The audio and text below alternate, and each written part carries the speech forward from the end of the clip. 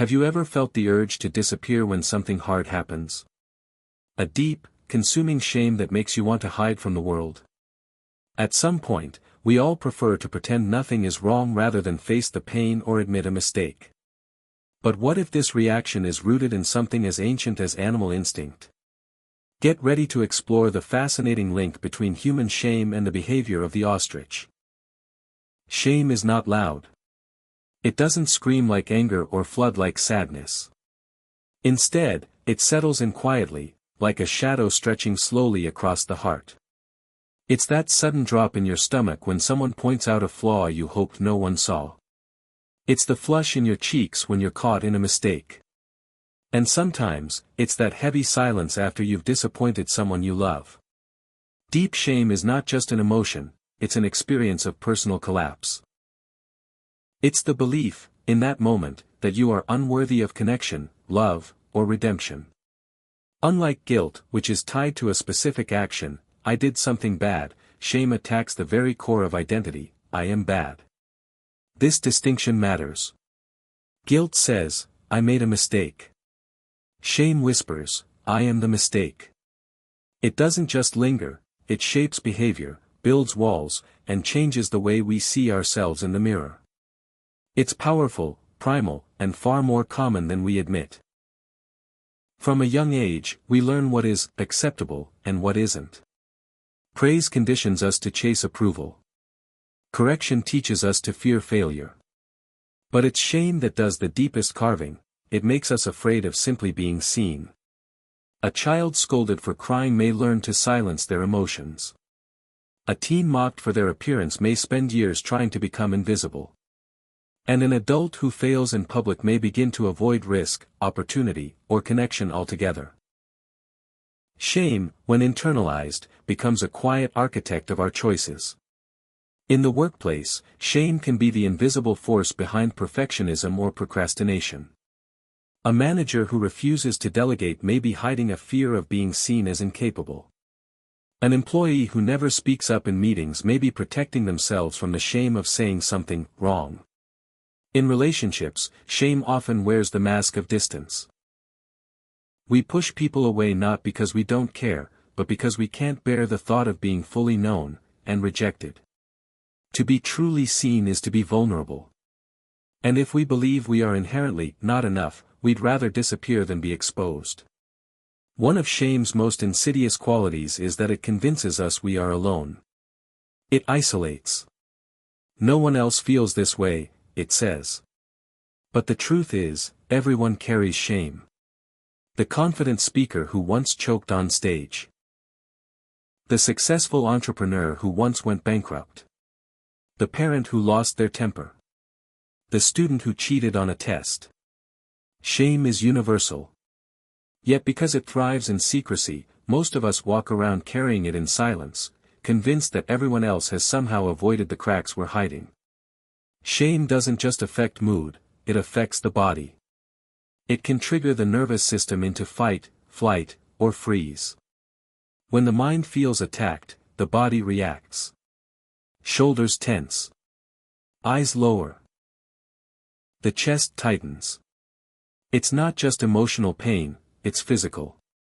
That's why some people respond to shame by lashing out, fight, withdrawing, flight, or shutting down completely, freeze. Each reaction is a survival instinct, an ancient programming designed to help us navigate perceived danger, even when that danger is just another person's judgment. Social media has only intensified this emotional storm. In a world of filters and curated lives, the pressure to appear perfect is overwhelming.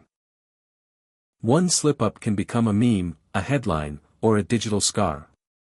The line between public and private is blurred, and shame now has a stage. Many of us curate our lives to avoid scrutiny, choosing safety over authenticity. But beneath the polished images and clever captions, shame still simmers, whispering, "You're not good enough."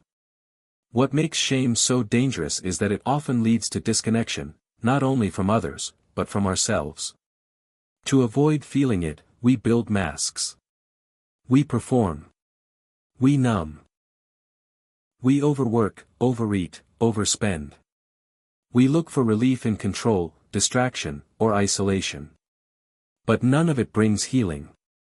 Because shame, at its core, demands to be seen and named. What we avoid, we give power. What we face, we can begin to heal. Ironically, shame's antidote is exactly what it fears: vulnerability and connection. When someone says, "I've felt that too," the spell breaks. When we speak our shame in safe spaces, we take back control. It no longer defines us. It becomes something we carry, not something we are. But this takes courage. It takes honesty. And it takes compassion, for ourselves and for others. Deep shame may feel like the end of the road, like a wall that separates us from joy, success, and intimacy. But it's not. It's a signal. A powerful, painful reminder that something inside us still longs to belong, to be seen, to be accepted. Shame means we care. And caring is human. Before we examine the animal mirror for this complex emotion, take a moment to reflect. When have you felt the urge to disappear, to shrink, to hide? What were you afraid they'd see? These questions are not meant to hurt, but to open a path toward understanding. Because when we recognize shame, we don't just expose weakness, we discover the roots of resilience. In the vast open plains of Africa, where danger lurks in the shadows of tall grass and predator eyes scan the horizon, the ostrich has learned to survive not with claws or fangs, but with speed, evasion, and illusion. The largest bird on earth, the ostrich is often misunderstood, ridiculed even, for what many believe is its signature move, burying its head in the sand. But what if that myth, though not biologically accurate, captures something profound about how the ostrich navigates fear? And, more deeply, how we do the same when consumed by shame. Let's first clear a popular misconception. Ostriches do not actually bury their heads in the sand. This myth likely stems from their real behavior. When threatened, they sometimes lower their heads close to the ground to blend into the landscape. From a distance, it may look like the bird has vanished into the earth. But in reality, it's using camouflage, flattening itself, relying on stillness, becoming invisible to predators. It's a strategy rooted in survival, not stupidity. And yet, this image of the ostrich hiding its head has endured for centuries, not because it's literally true, but because it's symbolically powerful. It captures a psychological truth: when faced with discomfort, judgment, or emotional exposure, humans often respond by metaphorically burying their heads. We shrink. We disappear. We play dead in plain sight. Ostriches are biologically fascinating. Standing up to 9 feet tall and weighing over 300 pounds, they are majestic and imposing. But despite their size, they are flightless. Instead, they rely on powerful legs that can sprint up to 70 kilometers per hour, 43 miles per hour. Their eyes, the largest of any land animal, give them expansive vision. They're not blind or clueless, they're hyper-aware, constantly scanning for threats. And when those threats come too close, they either run or fold into the earth, trusting stillness over confrontation. It's not cowardice. It's instinct. This balance between visibility and invisibility is key. The ostrich lives in a habitat where being seen can mean death. It must constantly negotiate the cost of exposure. And in a way, so do we, especially when carrying deep shame. The shame-filled human, like the ostrich, fears being seen. Not because they lack strength or awareness, but because exposure feels fatal. Better to hide. Better to stay small. In ostrich societies, the dynamics are intriguing. Males are territorial, performing elaborate dances to attract mates, puffing out their chests, and using their wings in dramatic displays. But when the mating season ends, so does the show. The performance is situational, just like ours. We present confidence, beauty, success, but only when it's safe. Otherwise, we retreat. We fold. We vanish beneath practiced masks, just as the ostrich melts into the savanna floor. Nesting behavior also offers a poignant metaphor. Ostriches dig shallow holes in the ground to lay their eggs, covering them lightly with sand. Here again, we see the instinct to hide in order to protect. The most fragile things, offspring, dreams, identities, are buried, not out of shame, but out of fear they won't survive exposure. How many parts of ourselves have we hidden this way? Covered under layers of social sand to avoid judgment or rejection. Interestingly, ostriches are communal in their nesting. A dominant female will lay her eggs alongside those of others in a shared nest, then guard them collectively. But only the eggs she deems most central are prioritized for incubation. Even in protection, there's a hierarchy of value, another mirror to our internal world. When shame dominates, we prioritize certain identities while burying others. We nurture the parts that are acceptable and smother the ones that feel flawed. There's also a vulnerability to the ostrich's strategy. While their camouflage works in certain conditions, it can fail when predators get too close. Their instinct to hide can backfire. Just like with humans, avoidance doesn't always protect, it can sometimes make things worse. Ignoring shame, pretending it doesn't exist, or trying to disappear only deepens its roots. The survival strategy becomes a trap. Despite all this, ostriches are survivors.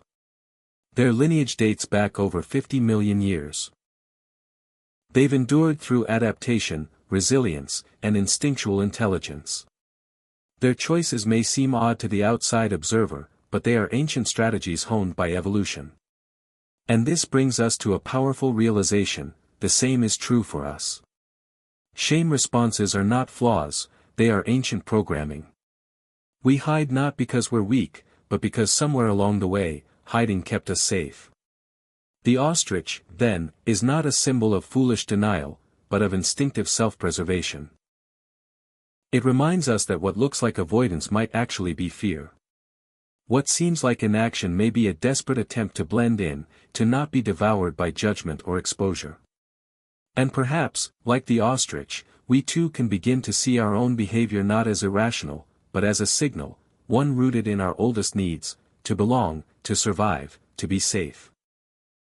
Now that we've examined the ostrich in all its misunderstood brilliance, the next chapter will trace the direct parallels between this bird's instinctual behaviors and the emotional experience of deep shame. When the human mind buries itself, what is it really protecting? When we disappear emotionally, what are we hoping to avoid? There comes a moment in every life when facing the truth feels unbearable. The heart races, the stomach tightens, and something ancient inside us whispers, "Hide." It's not always a conscious decision. Sometimes, it looks like changing the subject, canceling plans, avoiding mirrors, ignoring emails, or over-explaining small mistakes. It's a quiet folding inward, a retreat. And just like the ostrich flattens its body against the ground, we too learn to disappear in plain sight. This is the emotional choreography of shame. The metaphor of the ostrich isn't about literal sand, but about the impulse to become invisible when we feel unworthy. The bird, sensing danger, believes it has two options: run or vanish. So do we. When shame takes hold, our instincts reduce the world into binaries: exposure or protection, risk or silence, truth or retreat. And far more often than we admit, we choose the latter. But this isn't just a metaphor. It's a lived psychological pattern with roots deep in both biology and emotional memory. Imagine a child who makes a mistake in front of the class. Faces turn. Laughter erupts. The child freezes. Her face flushes. Her gaze drops to the floor. She may even physically shrink, pull her arms around her body, lower her head, just like an ostrich ducking into the grass. No one taught her this. It's instinctive. It's her nervous system trying to make her disappear. Shame isn't just a feeling. It's a survival strategy. And this strategy plays out in adulthood with surprising precision. The adult who avoids difficult conversations, the partner who shuts down during conflict, the friend who drifts away after failure, they are not lazy, distant, or cold. They are ashamed. And their shame, like the ostrich's reflex, tells them, don't be seen. Because being seen feels synonymous with being judged, rejected, or abandoned. But there's more. The ostrich's behavior isn't only about hiding. It's also about calculating when it's safe to stand back up. It listens. It waits. It measures distance and risk. So does the shamed human. We peek out socially, emotionally, even physically, testing whether it's safe to re-engage. A hesitant message. A soft apology. A quiet return to places we left. We emerge slowly, scanning for danger. And like the ostrich, we sometimes miscalculate, reappearing too soon or too late, still unsure whether we'll be accepted. Consider how often we compartmentalize parts of ourselves to survive socially. We bury the unacceptable versions, our insecurities, past mistakes, failures, beneath polished exteriors. Social media becomes our savanna, a carefully curated space where only the most presentable versions of ourselves are visible. The rest stays hidden under layers of digital sand. But it's not deception, it's self-preservation. There's also a tragic beauty to this mirroring. The ostrich, when caught between fight and flight, sometimes feigns death. It drops, limp and motionless, hoping to be ignored. People do the same. In shame's deepest grip, we stop expressing needs. We stop defending ourselves. We go numb. We emotionally play dead, hoping the storm will pass, hoping no one will notice our presence, or our pain. Silence becomes our strategy. But inside, we're screaming for mercy. And yet, both the ostrich and the ashamed human share one more critical trait. They don't stay buried forever. Eventually, the danger passes. Eventually, instincts shift. The ostrich stands tall again. It shakes off the dust. It runs. And so do we, when given the right conditions of safety, trust, and empathy. The child lifts her head. The adult reaches out. The partner opens up. The friend returns. Shame loses its grip the moment we feel seen and still loved. The direct parallel between ostrich behavior and human shame is not just poetic, it's instructive. It reveals that many of our worst self-perceptions aren't flaws, but adaptations. Just as the ostrich evolved to protect its body, we've evolved ways to protect our inner world. And while those strategies can isolate us, they're also a sign of how deeply we crave belonging. We don't hide because we don't care. We hide because we care too much. Understanding this connection can change everything. It reframes avoidance not as weakness but as an alarm. It invites compassion instead of criticism. It lets us see others, those who ghost, cancel, shut down, not as failures of character, but as creatures protecting wounded parts of themselves. It also invites us to look inward with gentler eyes. Where am I hiding? What am I afraid to reveal? What would it take to feel safe enough to stand up again? And most importantly, what if the very act of being seen, truly seen, could be the thing that begins our healing? In the next chapter, we'll move from metaphor to biology, exploring the psychological mechanisms that make shame so paralyzing and the survival strategies that shape both human behavior and animal instinct. Beneath the metaphor lies a map, and science is ready to guide us through it. Shame is not just a feeling, it's a full-body response, an ancient signal of social danger hardwired into the human nervous system. Long before we had words for it, shame served a survival function. In tribal societies, acceptance meant protection, rejection meant exile and, often, death. So the brain learned to fear social disconnection as if it were a physical threat. Today, that same mechanism remains deeply active in our biology. It's not weakness. It's wiring. Neuroscience has identified shame as one of the most intense emotional states the human brain can experience. It activates a network of brain regions that include the prefrontal cortex, which governs decision-making and self-awareness, the anterior cingulate cortex, linked to error detection and social pain, and the amygdala, the brain's emotional alarm system. When we feel ashamed, these areas light up with a similar intensity to physical pain. In fact, MRI studies show that social rejection activates the same brain regions as a punch to the stomach. The body, in response, often mimics submission.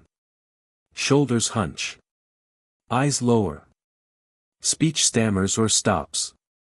These are not random gestures, they're vestiges of animal survival responses. Just like an ostrich drops flat to avoid detection, the human body assumes a posture that communicates, "I'm not a threat. Don't hurt me.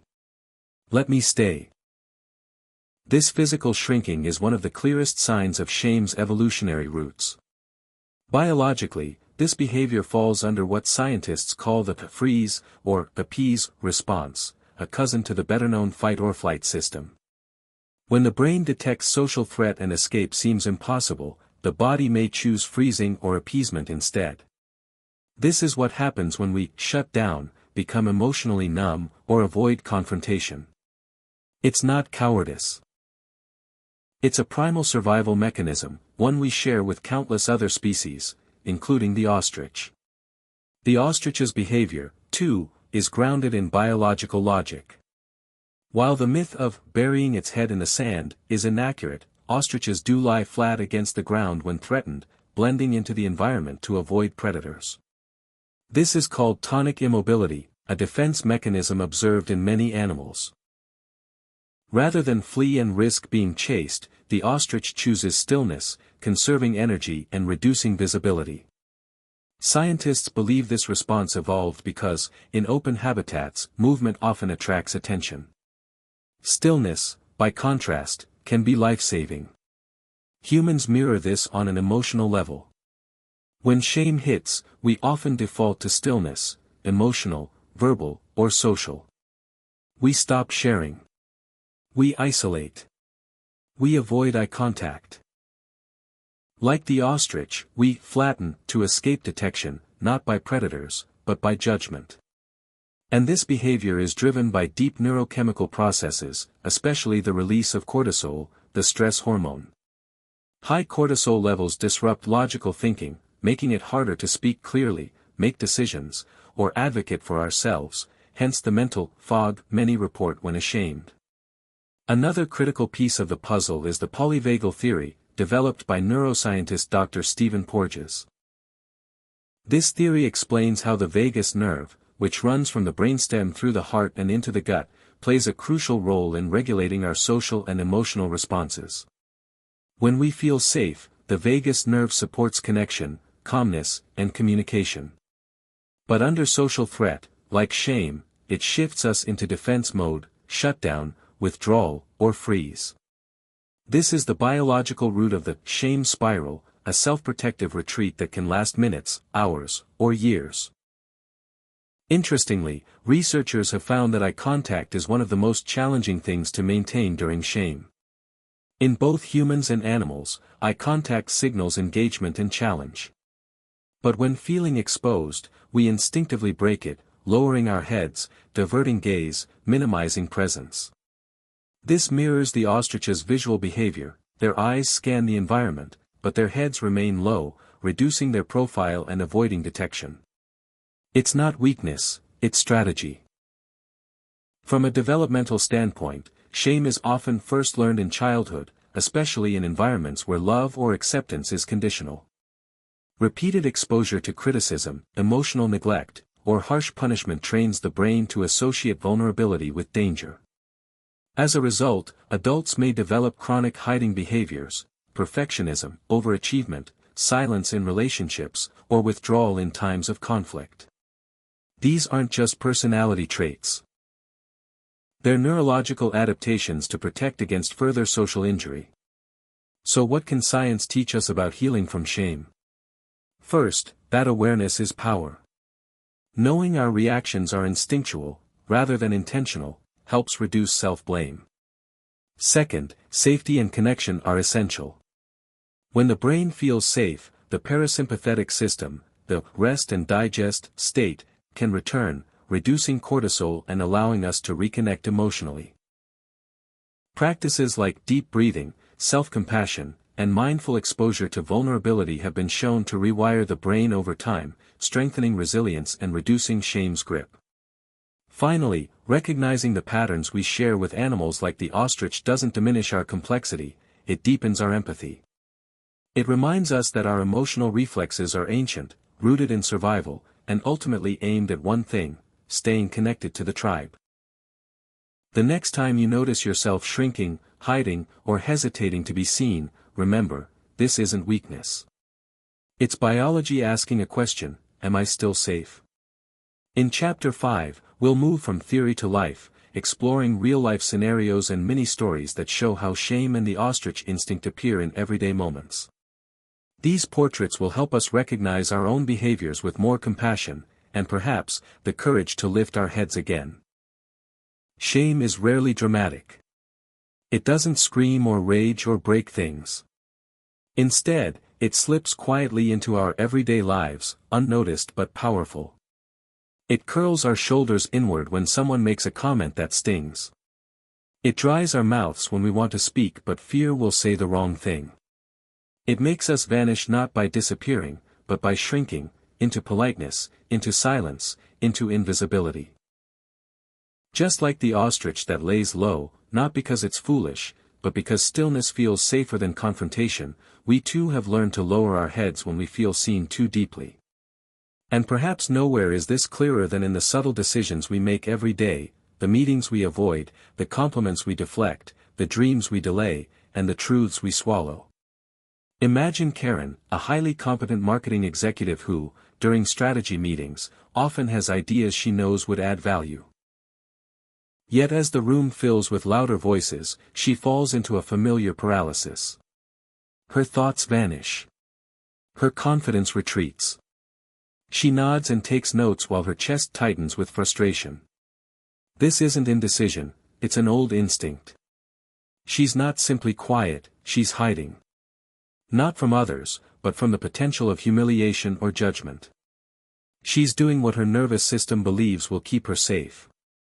Or take Darren, a single father struggling financially. He avoids school events, not because he doesn't care, but because shame tells him he doesn't belong. Around other parents who can afford vacations and extracurriculars, Darren becomes painfully aware of his lack. So he keeps his distance, masking his absence as disinterest, while inside, he aches with guilt. His daughter never complains, but he sees the gap. And in that gap, shame plants its flag. He isn't disappearing out of neglect, he's vanishing out of emotional self-preservation. Then there's May, a brilliant artist who hides every painting she creates. Her apartment is a secret gallery of unshared beauty. When friends ask about her work, she waves it off, I'm just experimenting. But the truth is older, deeper. A single sentence from a high school teacher, "You'll never make it," echoes so loudly that she's never dared to try. The act of showing her art feels like stepping naked into a storm. The risk of exposure paralyzes her, not because she's fragile, but because shame has trained her to believe that visibility equals vulnerability. She isn't procrastinating, she's surviving. Even in success, shame can find a foothold. Isaac, a confident startup founder, starts second-guessing himself the moment he's questioned by investors. Rather than defend his ideas, he rushes to apologize, changes direction, and tries to regain approval. The root of this reaction isn't incompetence. It's an old story written in childhood, where criticism meant withdrawal of love.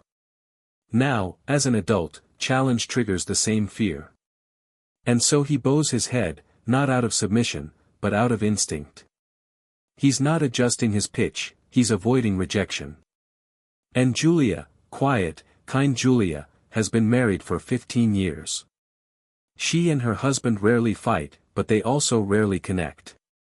After a few painful comments over the years about being too emotional or too needy, Julia learned to retreat. She tells herself she's strong for not complaining, for being easy to love. But in reality, she's disappeared inside the relationship.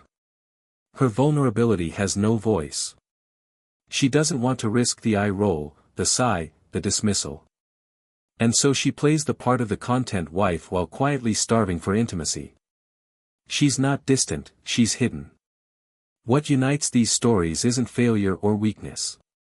It's biology. It's nervous systems trying to keep us safe using old maps for new terrain. These people, Karen, Darren, May, Isaac, and Julia, are not broken. They're not cowards. They're survivors of countless moments that taught them when and how to hide.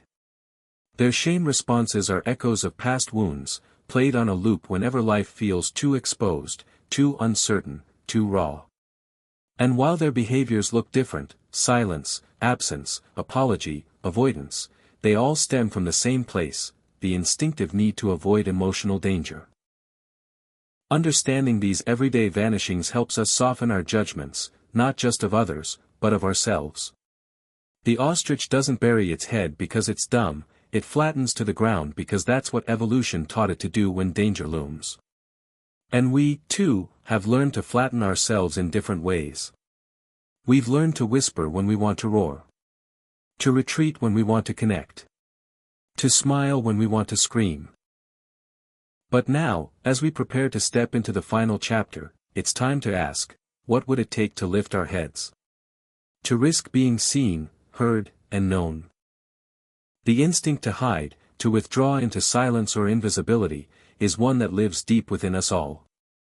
It is neither shame nor weakness itself, but a powerful survival mechanism, a way our minds and bodies have learned to protect us from emotional pain and judgment.